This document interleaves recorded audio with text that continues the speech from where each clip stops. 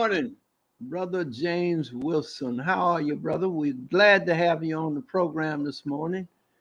Uh, to all of our audience and friends, I want to say this up front because we always put this at the end and sometimes we even forget. But we want you to subscribe to Transatlantic Productions and hit the like button so we can keep you informed. We're having a lot of guests. We're coming to you from all over the world now. So we want to keep you up with us. But today we have a very special guest. We have a brother who is really an authority on Marcus Messiah Garvey. He's written two books on Garvey, and his last book is red, black, and green, which I'm very interested in because if you go to places like Ghana, you see the red, black, and green. You see the star, the black star, hangs over the gate of the public field in Ghana. So, brother's going to tell us a lot about Garvey this morning and the impact that Garvey has had on the African world. Brother James, hit us. Good morning, Brother Clemson Brown. I appreciate you having me. It's always a pleasure when I get to come see you, talk with you. Oh, thank you, man. Okay, tell us about your book, The Red, Black, and Green, and the impact that has had on the African world and Black people around the world, in fact. Yeah, so The Red, Black, and Green. So this is my second book, actually, Red, Black, and Green, Tell Me What It Means. Yeah. This is a book which you would say for middle-aged readers. What it does, Brother Brown, it re-obligates African children around the world to their African self. And what I mean by that, it brings back and reinstills a sense of purpose and pride in being African. And the reason that that's important is because we're living in a world now where different groups are now functioning based on their ethnicity. And to be African in this world in 2021, it gives you, it can mean one of two directions. It could send us on a path of continued degradation and destruction because we have no sense of value in our African selves, or like I was saying, it could re-obligate us and bring a sense of dignity and purpose and reshaping the African world and send us on a path of true progression and the upliftment of the continent of Africa and the African diaspora the world over. Why would you say it is critical for Black children and Black people in general to know their history? Because right now there's a movement to take Black history completely out of the educational system and to make no mentions of the degradation and the inhuman uh, infliction that was placed on us, the murders, the lynching, all of that. There's an effort to remove it from the school system. Period. They don't even want you want it taught because they said it makes young white people and white people in general feel guilty and feel bad. What's your opinion on that? I love that. I like that they're taking it out of school because what it does is, Brother Clemson, it puts it back in our lap where it belongs. It's not the role of a white teacher or any non-African Black teacher, for that matter, to teach our children our history. That's something that's our job. And not only is it our job, it's something that we should take pride in. You have a mother, I have a mother. It's lessons that my mother gave me that no teacher's ever given me. And because my mother gave me that lesson, and because my grandmother and my grandfather gave me that lesson, I hold it to be near and true over any and everything. So when it comes to Black history and Black culture and what must be done, that's our job. So my opinion on them taking that out of the schools, it's a blatant attack. They letting you know that, hey, we don't value your history. you know, your history isn't worth teaching our schools. And they told us that for years in many different ways. But here in 2021, it's very awakening to let us know that. And that's the right type of wake-up call that we need. So I love that. It is our job. And that's why, another reason why I created this material for our children would teach me about Garvey and red, black, and green.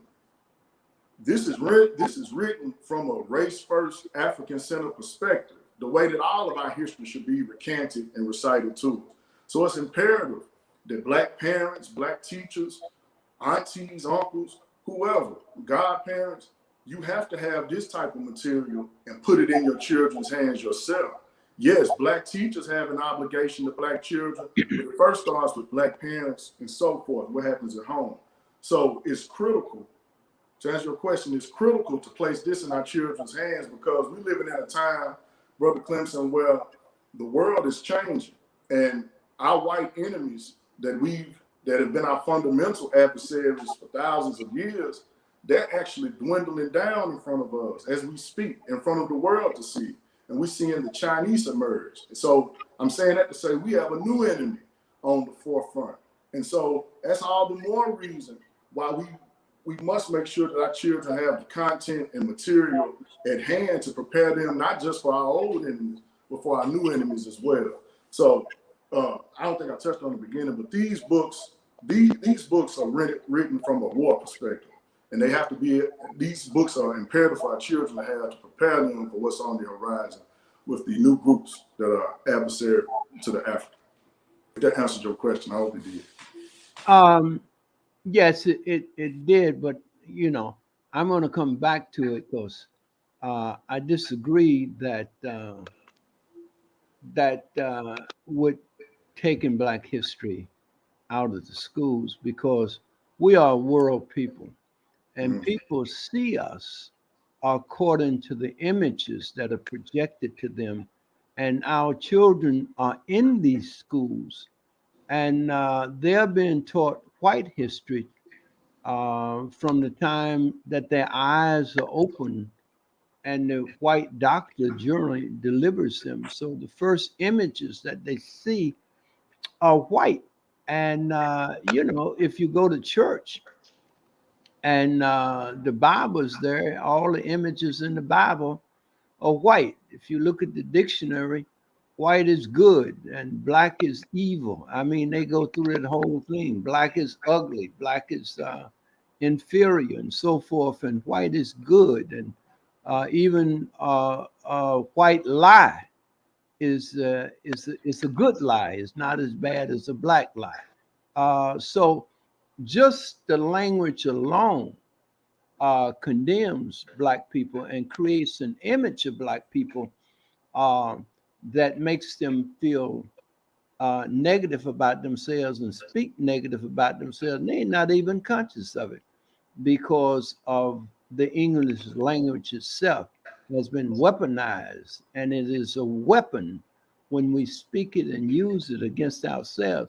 So I do understand what you're saying, but at the same time, our money goes to these schools to pay these teachers. I mean, and the contracts, the billions of dollars that come out of those budgets around the country. Black people, other than um, teachers, don't get those contracts, but there are contracts in even the toilet paper that's put in the bathroom. There's contracts on the building.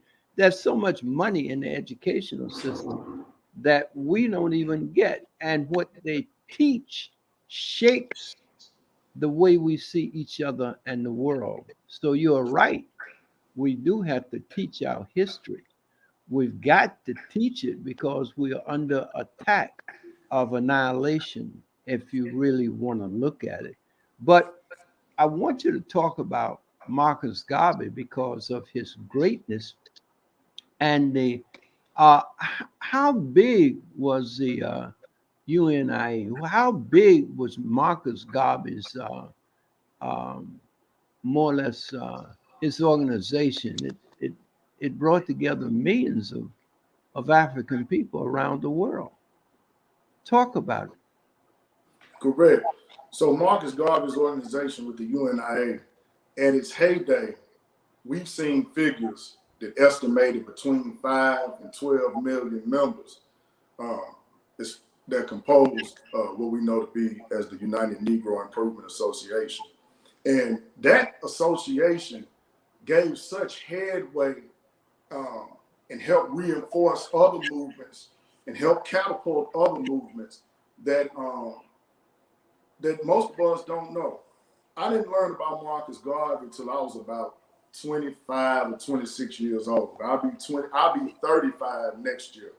And fundamentally, as a Black person in this world, not even just in America, but in the world, it is fundamental to know who Marcus Garvey was and what Marcus Garvey did as far as forming the UNIA. Because if it weren't for the members of the UNIA, there would be no Marcus Garvey. But the UNIA was enormous. That may have been the largest Black movement. No, I'm sorry, not may. That was the largest Black movement in modern history. Like I said, between 5 and 12 million members. You haven't seen another mass movement on that scale of African people since. And we're talking about now 100 years ago, because in 1921, Marcus Garvey and the United Negro Improvement Association were in their heyday and at their height, at their peak.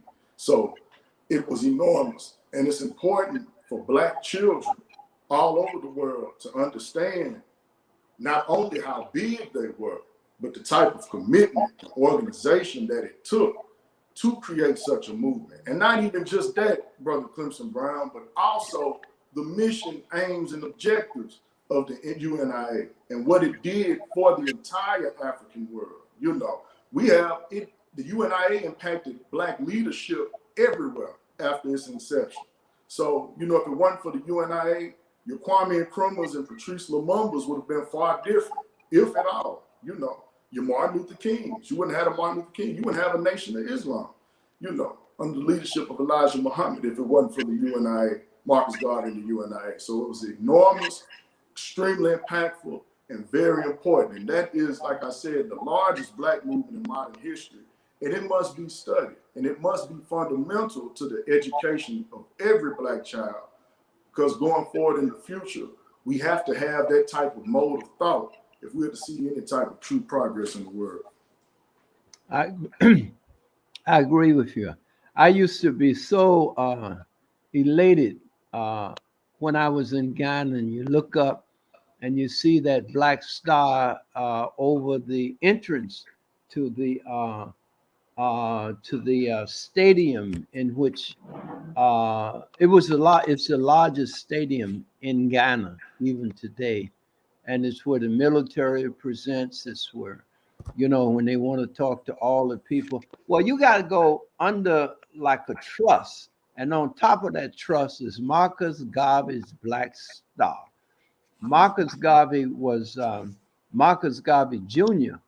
Was in Ghana, and he was installed as the chief of a village that wanted to claim this is where his ancestors came from.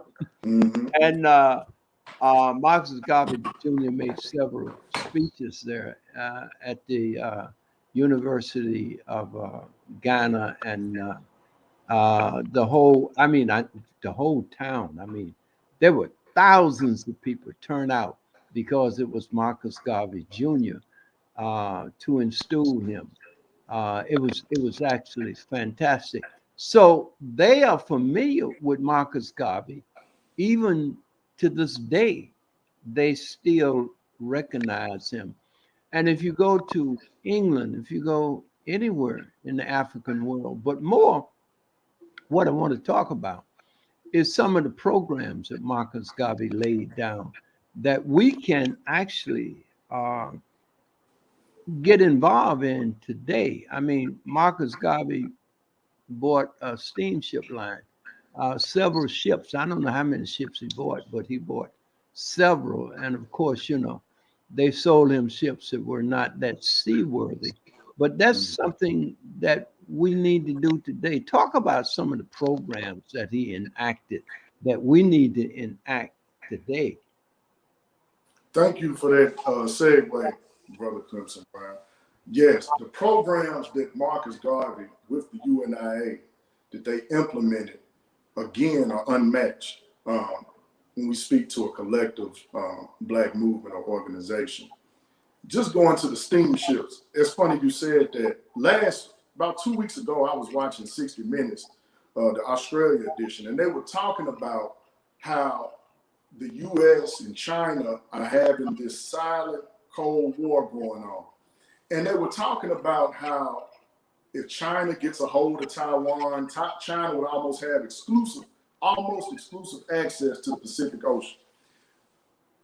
Then they talked about the leverage that America holds, where even if that happened, America still controls the air militarily, but China controls the sea. Today, in this world, in this time, African people around the world, especially here in America, see no value in that type of approach to having that type of, or manufacturing and developing, and having that type of, I guess for lack of a better word, artillery or infrastructure. The steamship, the ships that we put on the water, those are means of not only transportation, but these are means of logistics. You understand what I'm saying? So Black people, when we're thinking futuristically, if you have a fundamental understanding of Marcus Garvey and those type of programs with having a steamship and understanding the benefit of having steamships, you would understand, like China does, that this unlocks a world of economy, a world of transportation, whether it be of people or goods. It gives you access to the world in a new standard, in a new way, in a more effective way. And also what that does, Brother Clemson Brown, it gives us a new type of leverage. It's 1 billion African people on the planet. Can you imagine the possibilities and the type of regard that we would hold with just having our imprint on logistics? The majority of the ships you see in the ocean, whether they're for commercial transportation or military, the majority of them are going back and forth between China. That is also why China has its stronghold on the world economy. You understand? Going back to Marcus Garvey had those type of aspirations for African people. That's just with the shipping. In Harlem, New York, 100 years ago, 1920, 1921, Marcus Garvey, through his economic pursuit and endeavors, employed Marcus Garvey and the UNIA. I can't leave out the UNIA. Marcus Garvey and the UNIA employed over 1,000 Black people. And this is with different trucking companies, the Black Star Line. You also had restaurants, dry cleaners, and a sole Black economic enterprise by way of Marcus Garvey and the UNIA in Harlem, New York. What does that do for a child's mind? They don't understand the economy and everything like that. It gives them aspirations to look forward to. If you want to look at it another way, the adversaries of Black children, white children, Chinese children, Arab children, they are focused on world enterprise. And they are focused on owning and controlling and maintaining power over certain aspects of the world as we know it. Whereas our children, not all of them, but the majority of them, their aspirations are created to cater to our entertainment and our athleticism. There's nothing wrong with that, but that doesn't affect and impact the world the way that we need it to. And it doesn't create the type of leverage we need in this world. So going back to Marcus Garvey and the United Negro Improvement Association, what it does, it creates a fundamental knowledge base of owning and controlling our foreseeable future as a people. I hope that answers the question, brother, because I'm all over the place. Yeah. Not only that, Marcus Garvey, he advocated that we should grow our own, so in terms of getting land, and we need to look at the possibilities of what we can do and what we must do in terms of self-sufficiency, which is what Marcus Garvey taught. By the way, most of the time, one of the most prevalent pictures of Marcus Garvey is him sitting in this in this car. It was long, remind me something of a Packard Cadillac back in its day. But that car was built actually by a black man. Um, you know, and that was one of the things that Marcus Garvey promoted: black industry, black self-development, and so forth. So when this brother built the car, Marcus Garvey, of course, bought one, and that was really what he was chauffeured around in, was a car that was built by a black man. This brother, I'm trying to think of his name. His name slips me, but it is a fact, and you can look it up. He made over 100 cars, but it took more investment to keep up with Ford and other competitors at that time. And of course, Ford um, came to Tuskegee Institute to get George Washington Carver to work with him, and offered him at that time, which would have been a tremendous salary just to come work for him. But uh, uh, uh, Carver refused to take any money from Ford. Instead, he told Ford that he would help him if he hired black folk. Just a little bit of the history. I mean, Right. it's a segue because they were both influenced. Garvey came here because of, uh, of, Booker of T. not Booker. Yeah, Booker T, who started Tuskegee Institute. Margaret Garvey was impressed by the work that was going on at Tuskegee Institute, where George Washington Carver was. But I'm just bringing together some of the great minds that was active, and what we as a people were doing. And one of the reasons that Garvey could do here with Black America that he could not do in Jamaica is because Black Americans were really open to that message more so. And just with Ford, just with George Washington Carver, um, he helped Ford set up that assembly line. And not only that, they had built the car. They had, well, it wasn't exactly a car, but it was a car. It was a wagon that was motorized, and that's what they used to take out to the black farms to teach black people how to farm and so forth. And George Washington Carver, of course, saved the South, and in effect saved the economy in many ways of America. But he was never given a Nobel Prize, and he didn't die until what, 1943, and they were given Nobel Prizes. Uh, they had given dozens of them before George Washington Carver passed, and he was America's greatest scientist. He's the greatest scientist produced in America. Now, back to Garvey, because Garvey came here to Tuskegee. He heard the work that was being done by Booker T. Washington is what impressed him, and Garvey modeled a lot of his ideas from Tuskegee Institute and wanted to set up other institutes like Tuskegee in Africa and all over. So he came and he found the people. They said that Garvey came to America and found the people without a backbone, and he gave them one. But now, black people had made more, because this is right after emancipation. What are you talking about? 30 years, and the first 15 years, it is written that black people made more progress in those 15 years than any people in written history, in terms of teaching themselves to read. Each one reach one, each one teach one. So much so that white people became frightened of the progress that black people were made.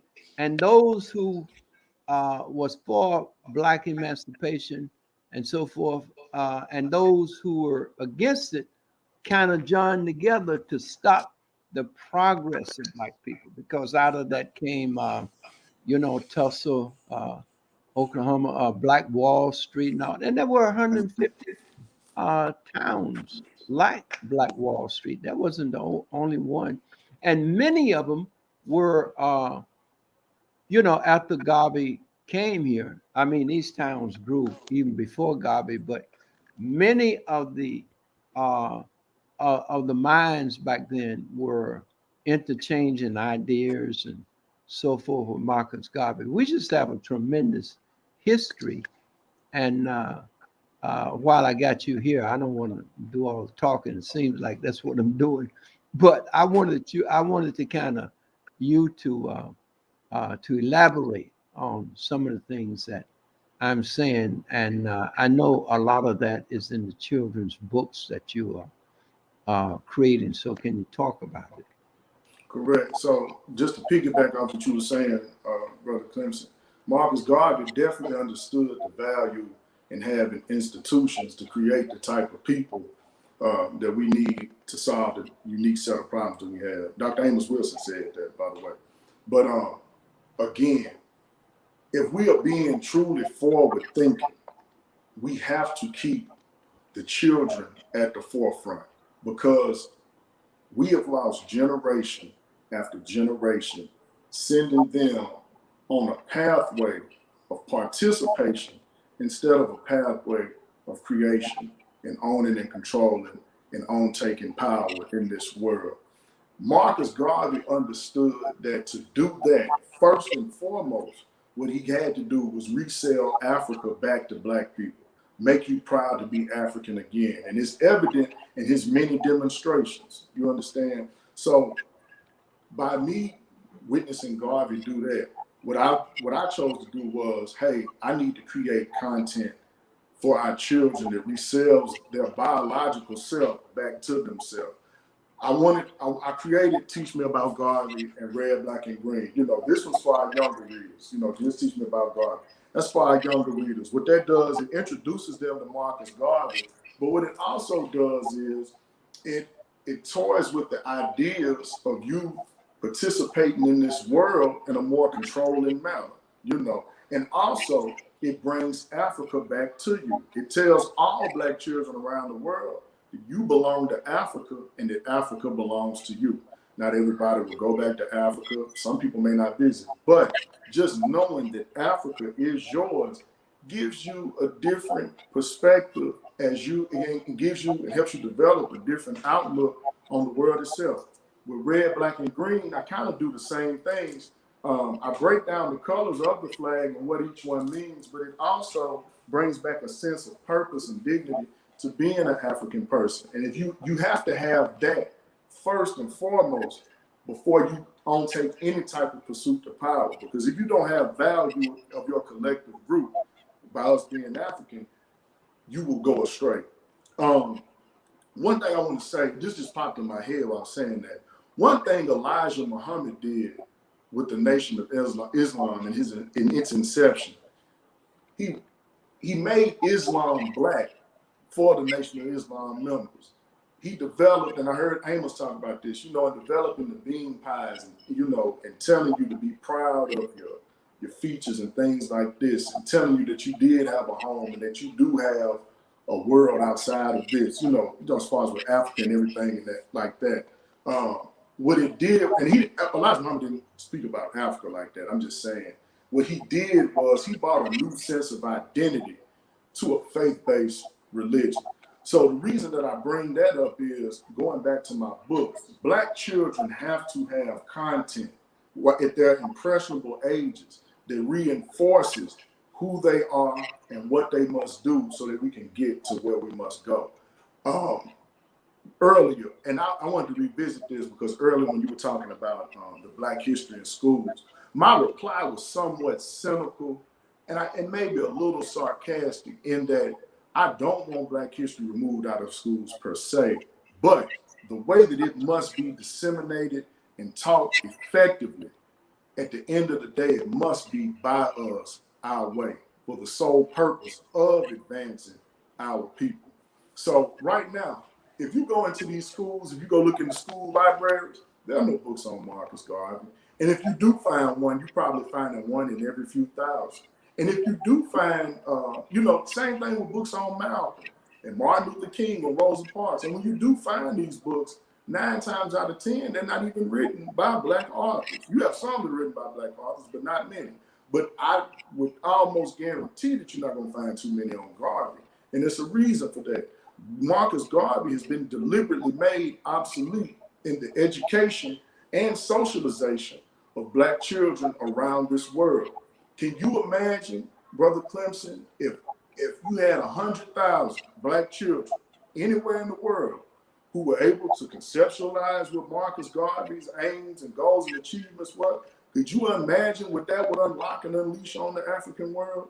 But our enemies know that we have to keep figures like him out of the grasp of Black children's minds. Because if you don't have that, Black children won't aspire to create. They won't aspire to have steamships and have infrastructure and institutions that cultivate the necessary minds that we have to have. Instead, what they will do is they will want to vote. And I don't have anything against voting, but they will pursue a path of participation as opposed to creating, maintaining, owning power. So going back to that, that's why it is so imperative to have Marcus Garvey. And that's why the programs that Marcus Garvey sought to implement and introduce to the Black world guaranteed us a true path of progression and restaking our claim on the world stage. So yes, that's why it was so important for Marcus Garvey to have those programs. I hope I answered that question in its entirety, Brother Clemson. Oh, I appreciate you, and I appreciate your insight, and I appreciate your book more. Let us see that book again. This one right here, this is Yeah. Teach Me About Garvey. It's a very basic and early introduction, brief introduction to Marcus Garvey, some of his achievements and his goals. Teach Me About Garvey. Then my second book is Red, Black, and Green, Tell Me What It Means. It unlocks it talks about the colors of the red, black, and green flag and what it means. And not only just that, Brother Clemson, it also provides much needed context. We're not just talking about the colors here. We're talking about, hey, this is what this means for you, and this is what you must do and where we must go. The red, black, and green is for some of our older readers. They call them middle readers, so probably ages 8 to 13.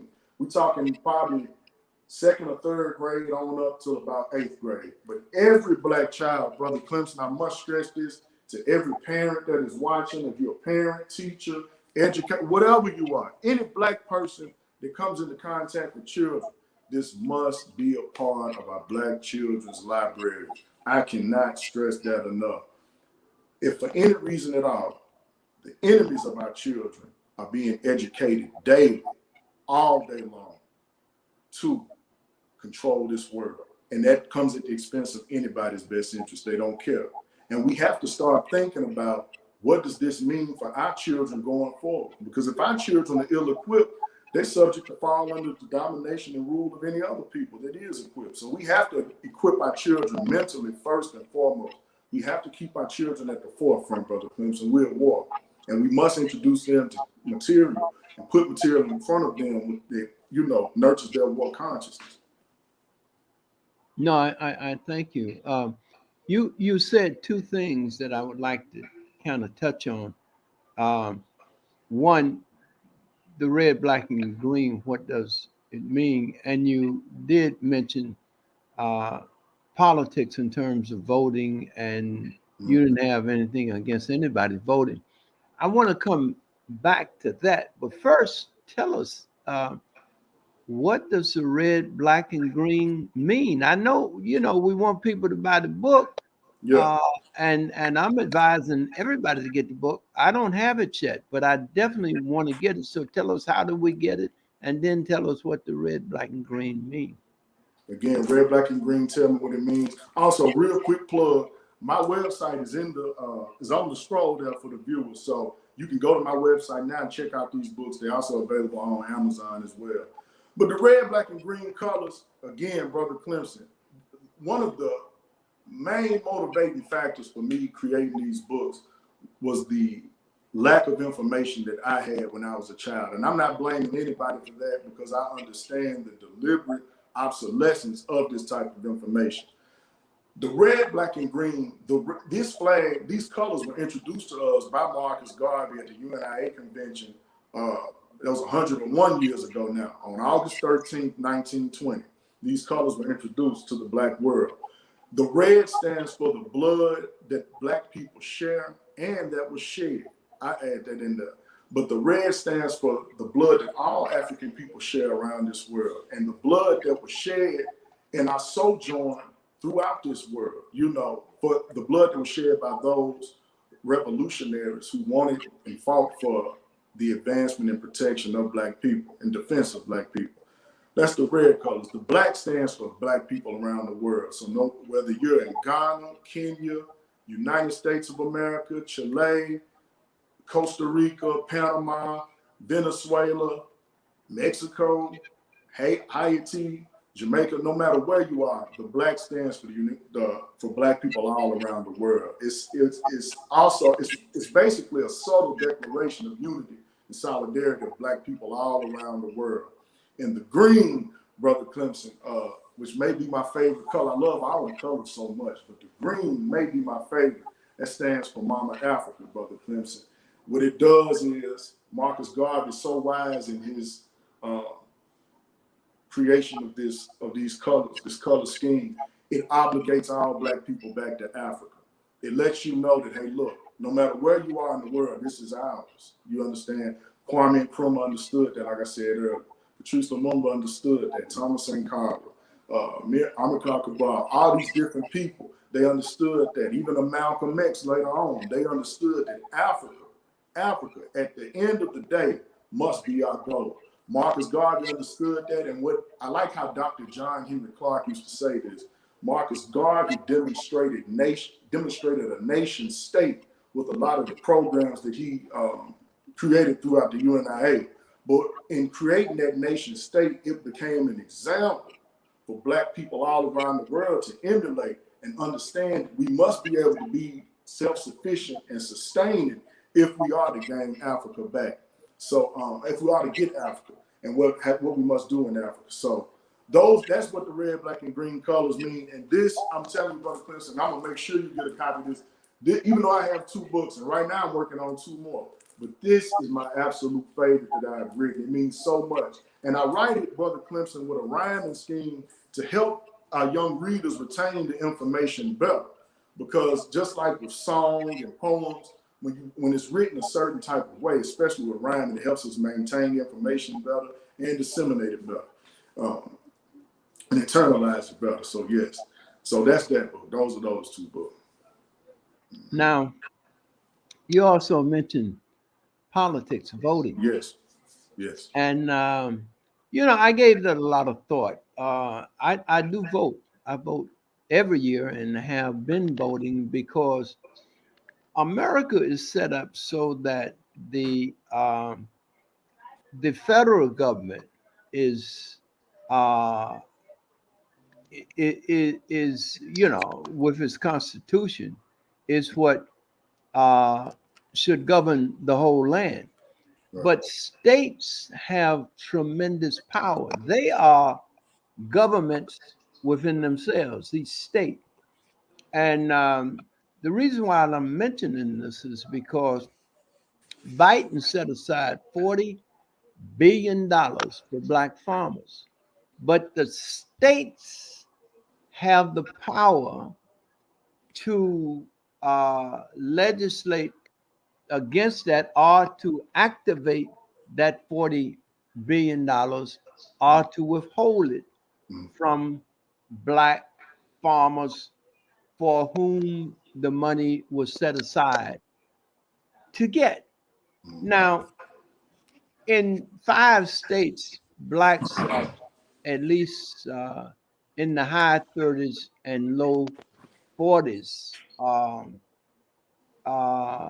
Majority, not majority, but they have 37 to 40 I think it's 42% voting power, so that it is possible to vote in a governor if we understood that it is the governor that determines who, whether these allocations can be appropriate. If the governor decides against it, he's like the president of the state.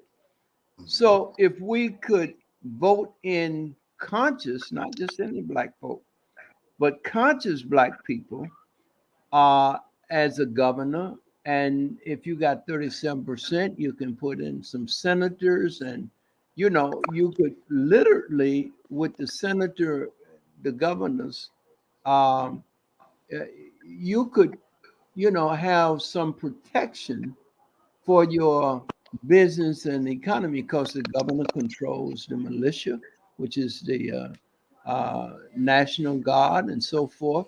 And you would encourage all your young black men to become a part of the state militia, a part of the all of the forces, because we have to take these states now. Um, Elijah Muhammad was talking about, 5 states and so forth. But when you're at war, you have to fight on all fronts. You can't just, pick one hill and leave the valley. You got to fight on all fronts. And this is the tactic. The only thing I'm saying is a tactic for black folk. Right. So, yes, vote. And we have to educate ourselves what we can do if we achieve governorship. Then we got to go out and do the kind of soliciting and promotion and bringing it about. That's got to be a part of the war chest. It ain't. It's a tactic. It's not the whole war. It's just a part of the war.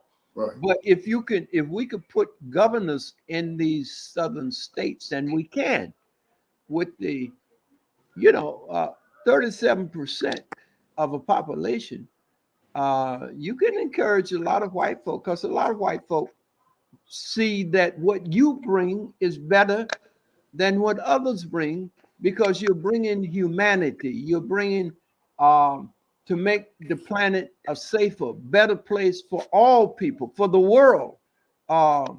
So what we bring to the table is something no other people can bring. And that is our way of understanding our oneness with nature. In fact, if all of us got together knowing our oneness with nature, if we decided that it should rain, it would rain. Because we are nature. And if all of us enough of us got together and promoted that consciousness, we are promoting it within nature itself. Our ancestors knew this, Right. and they activated that, because we're the water, we're the air, we're the earth, we're the sun, we're one with nature. And so we can influence nature in ways that, because of the principles of my art, we might not live it, but if we lived it, whatever we say would not be us speaking. It would be nature speaking through us. We have to understand that and begin to live that and activate that, because we can influence whatever happens on the earth through nature. We can influence it by living my art, and that is truth, harmony, balance, and love for one another, because we have to love one another in order to get on one accord. We've been taught to hate one another. We have been taught to hate one another, you know. So you mentioned the politics, the voting, Yeah. and I just want to throw that out there, Yeah. because that's a part of the battle, brother. If Yeah. we just allow these crackers right now, through the process of voting, and trying to, if it wasn't important, they wouldn't be doing all they're doing and trying to make sure you don't vote and can't vote. And that goes all into what, that stop and frisk. They just roll up on a bunch of black kids and pat them down. And, I mean, in New York, they they they stopped and frisked over 1 million young black men. Mhm. And so when you get a record, you can't go in the fire department, you can't go in the police department, you can't get a job hardly because you got a record. And that's across the country. And that's what all of these processes are about. And all of that is political. Right. And it's who's in power makes those decisions about what happens. And they justify it by criminalizing black people. So, Right. I just wanted to throw that out. And I want to say something. I want to say something because you gave me a lot of powerful information there, Brother Clemson, especially when you were talking about with the funds that were allocated for black farmers and how it's at the governor's discretion to unlock that fund. I did not know that, and that's things. It's those type of things that we must know. The way that politics is given, or the way that it is encouraged for black people to participate in the political process in this country is almost one. Before I say that, let me say this. With politics, I like to use this analogy, Brother Clemson. I look at it like a toolbox, all right? Voting is necessary in certain instances, and it's something that should not be abandoned. I vote, all right? I voted in pretty much every election since I was old enough to vote. So I'm not one to discourage anyone for voting, but I would encourage our people to also think about our leverage as it pertains to voting and participating in the political process. Dr. Claude Anderson has compiled so much information and given us one of the, if not the best look into how black people should participate and view in the political process and what our roles really are. I have these talks often with my mother, and I wish she was here right now because I know she'd be somewhere laughing and smiling about this, based on what you said. But when it comes to politics, and especially with voting, I don't see voting as being the end all, be all to black people's problems like it's presented here in America. Okay. Uh, right now, we're in COVID, in the pandemic, COVID's going on. And for the sake of the algorithm, I won't use certain words, but they're trying to encourage basically, not that they're trying to encourage, mandates are going on around this entire country. We're seeing different states comply with the federal mandates that are being made to which what they want people to do. I don't want to use the words. I know it messes up certain people's algorithms. What we are witnessing right now is pharmaceutical corporations manipulating the federal government, which trickle down to local and state governments. We're witnessing that type of manipulation take place, and they didn't. One vote wasn't needed to do it at all. Now they do it. They disguise this and present it under the name of public safety and what have you, and that's a different topic. But my sole point is this: they understand that their leverage doesn't necessarily rely in going to the ballot box, as more so it does with owning and controlling the politicians, like Dr. Claude Anderson taught us. You buy your politicians. These politicians that are in front of us, that we have available to vote for us, majority of the time they're owned and controlled by somebody else, somebody that you don't even know. And it may not even be a somebody, it could be a corporation. Going back to something else you said is very important, especially on our local and state level, Brother Clemson Brown. We are in dire need of representation at these levels who have an unapologetic commitment to black people.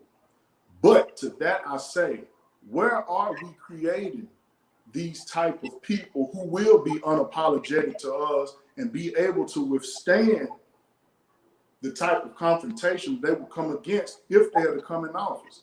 We've seen time and time again, we may vote a black face into somewhere, but they bend the knee or they yield where we need them to be strong and upright. This happens day in and day out because black people do not understand our economic prowess that we must have when it comes to politics. Me and my mother talk about this a lot. In the criminal court system, a system that has been poised directly against black people, particularly black men. In the criminal court system, the criminal justice system, you have local state judges who are there, and you have lawmakers that create these laws to purposely exploit black men. You, for instance, one, especially here in Tennessee, that came under a lot of scrutiny was the Drug-Free School Zone Act. It basically targets young black men selling drugs, and if you're anywhere in the school zone, you receive more time, or it intensifies the sentence. Now, on the surface, that doesn't sound bad. They don't need to be selling drugs anyway, X, Y, and Z. Yeah, that's true, but the reality is that happens. But to sentence a young man who's making a mistake in his adolescence, to sentence him at that type of degree eliminates his future. And we talk about these crackers, they're doing that purposely. You don't have, but here's where it comes into the politics and our leverage. We don't have the type of representation on the bench, nor do we have the type of representation around that type of framework to counter that. And I'm saying, and my thing about politics is this, like I said, I'm not against voting, but we have to be able to finance, and not only just finance, we have to be able to create and finance the type of politicians that we need that will represent us. And we can't develop and finance them without a black economic base. In Dr. Chancellor Williams' book, Destruction of Black Civilization, he says there's been no advancement for black people that didn't have an economic base. So while I am not against voting, I am pro-economy before the political process. Otherwise, we compromise what leverage we really do have. We can put a lot of people in office, but to be able to hold them accountable, that's a different story. And if we can't economically hold them accountable or be able to finance and run other people against them, we at the leisure of whoever's running. We right back at the ballot box. So all I'm saying when it comes to politics, we have to play an economic part in that, an equal economic part in that that's equivalent to just casting the ballot itself. Oh, I agree with you 100%. And I want to reference what Brother Hip Hop Education, Brother Hip Hop, he wrote that the focus should be on Africa while we still propping up America. Our energy should be at these African leader governments in their countries. The so-called Africans in America leaders need to be addressing. And I agree with that as well. We did a program last week directly from Ghana, a brother who was who gives tours and etc. to Ghana and is living there. And he talked about that it's a mistake for us to just romanticize Africa, and that we would have problems if we went to Africa. And he was pointing out, though, all of the problems that he has in Africa in making the adjustments culturally, financially, because a lot of Africans see you coming, they think you're an ATM machine, and nothing is simple. You got to take your mind with you everywhere you go, and everywhere you go at this time, there are difficulties that we have to work through. So, yes, we should be focusing on Africa. Africa alone, I mean, the Congo is the richest place on the planet. None of us should be needing, none of us should be hungry. I mean, on the continent and here, because the people on the continent are hungry and, trying to work out economic situations and so forth. But that's because Africa was raped and colonized, and we are the same African people.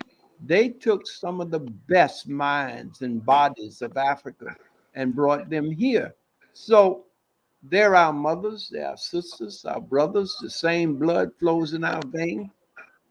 And the riches that are there are not going to African people, they're still going to the colonizers.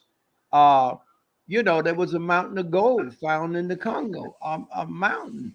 Uh, and you hear all about it. It was all on the internet, and you saw the pictures of the people digging the gold, taking it home, washing it, and putting it in bags.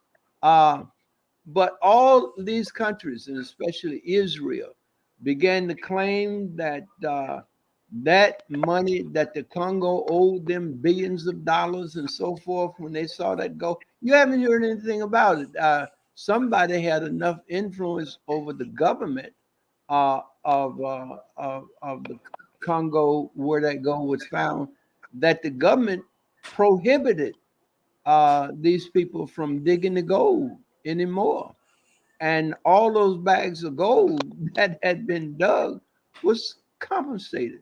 I mean, so, nothing is simple. We have to work together to free our minds and to free Africa as well, because there's enough riches in Ghana. I mean, Lord have mercy.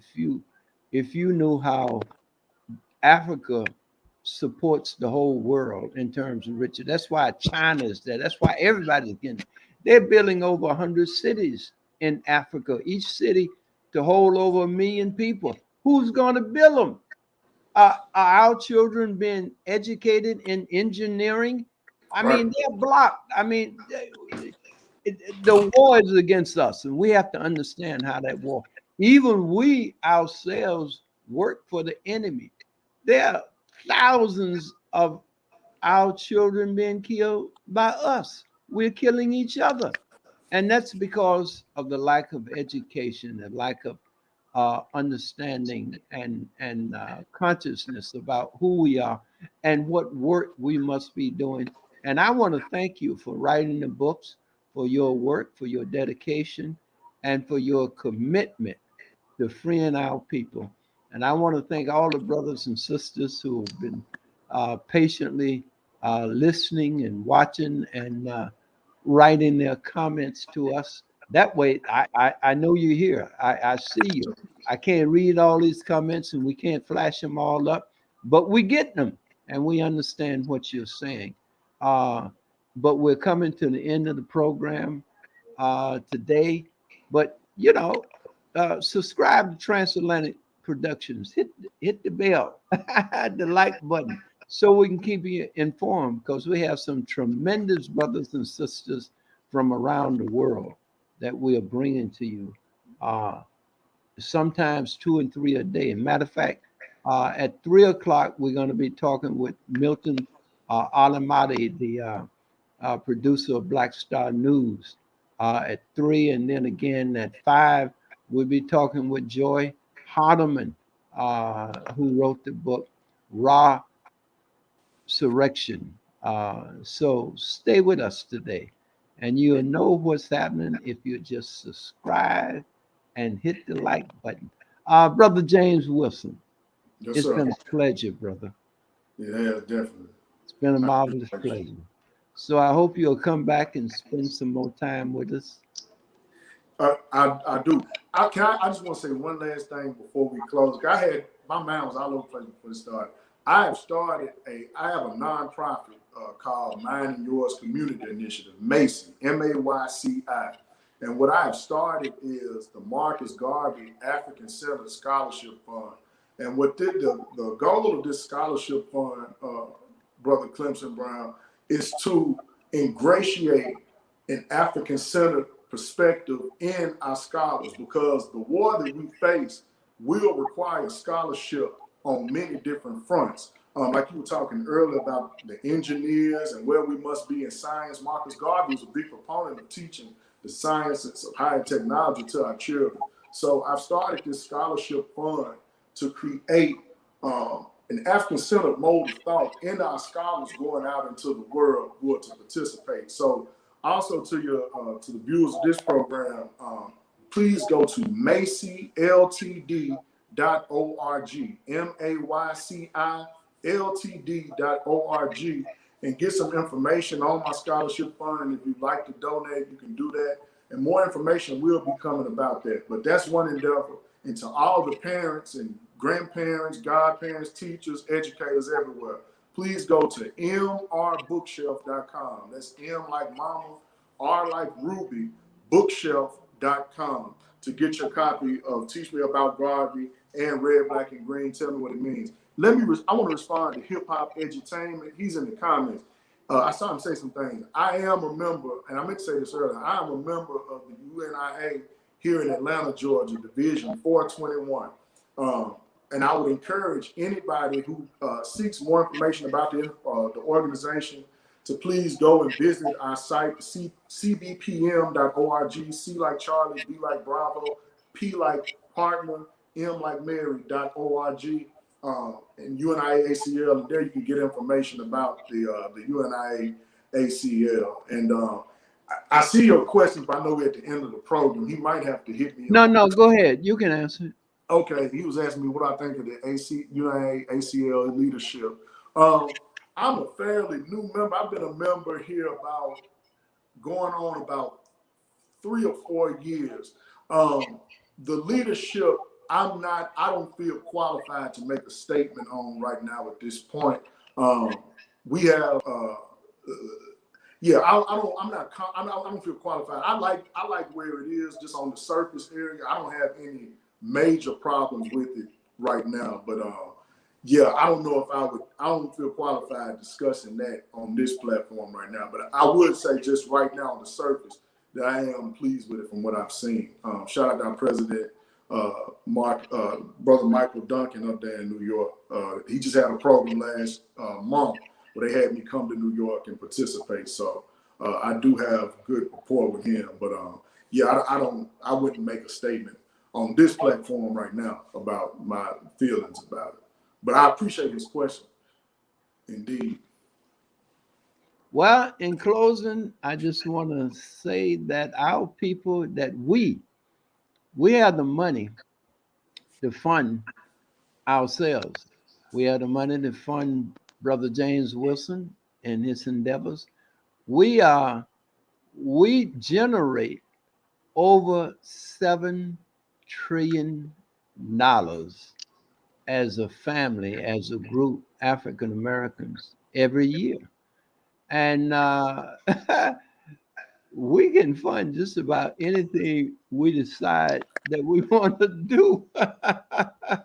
But of course, we need to look at the African principles of my art. And it's not easy to live my art. I know I try, but it ain't easy. And we all make our mistakes, but we're dedicated and we are on the front line fighting. And I want to talk about that and salute the brothers that came up in my era during the 60s, the 70s, the 80s, the 90s. I mean, I have been on the line with some fantastic brothers and sisters, and we have fought. I mean, from the battle with the gun to our teaching and, just everything we could. And we'll talk about that more in the future because at 82, hey, I don't know how much time I got, so I can tell my story. And I can tell our story because we're losing brothers and sisters every day from that struggle. And I just want to honor them because I love them. And I know they were committed to African people and their love for African people. So, look, it's been a good day. Brother James, again, I want to thank you. And I want to thank all you who participated and hung with us for this broadcast. Thank you and good night. All right. See you, bro. See you.